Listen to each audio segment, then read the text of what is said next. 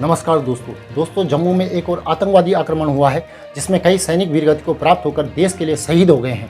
अभी हमने कैप्टन अंशुमन की पत्नी के अश्रु मिश्रित कथन सुने ही थे कि पता चला कि सोमवार के आतंकवादी आक्रमण में शहीद हुए किसी बलिदान की 8 माह की गर्भवती पत्नी भी है, तो कोई 26 वर्ष का नवयुवक भी है। इस वर्ष जम्मू में यह छठी आतंकवादी घटना है।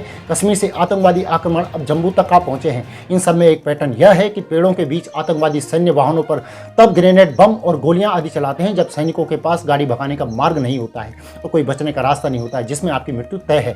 सरकार कहती है कि हम इस सब का बदला ले लेंगे और फिर आतंकवादियों को मार भी गिरा दिया जाता है। एक्सपर्ट द डॉक्टर स्किन पूछते हैं कि क्या हमारे एक सैनिक और उनके एक आतंकवादी का मूल्य बराबर है? क्या हमारे एक सैनिक का बदला 100 आतंकवादियों को मारकर भी पूरा हो सकता है? तो मेरा जवाब है बिल्कुल नहीं। मेरी राय में यहाँ आतंकवादियों को मारने से ज़्यादा जरूरी है उन्हें रोकने की आवश्यकता है।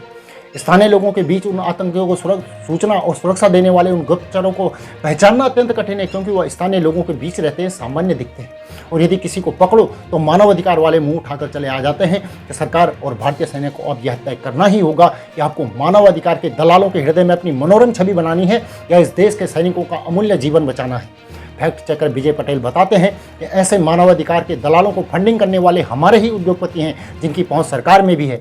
सरकार एक प्रतिबंध लगाती है और ये पहुंच वाले उसे हटवा देते हैं। सरकार को अब यह तय करना ही होगा कि जम्मू कश्मीर के इस शांति यज्ञ में सैनिकों की आहुतियां ही पड़ेंगी या इन आतंकी रक्त बीजों का भी संपूर्ण संहार किया जाएगा। आतंकवादियों के समर्थकों को जब तक प्लेबुक ब्रिगेडियर प्रताप वाला ट्रीटमेंट नहीं मिलेगा, एक भी सैनिक की मां, बहन या विधवा के आंसुओं का भार हम नहीं उतार पाएंगे।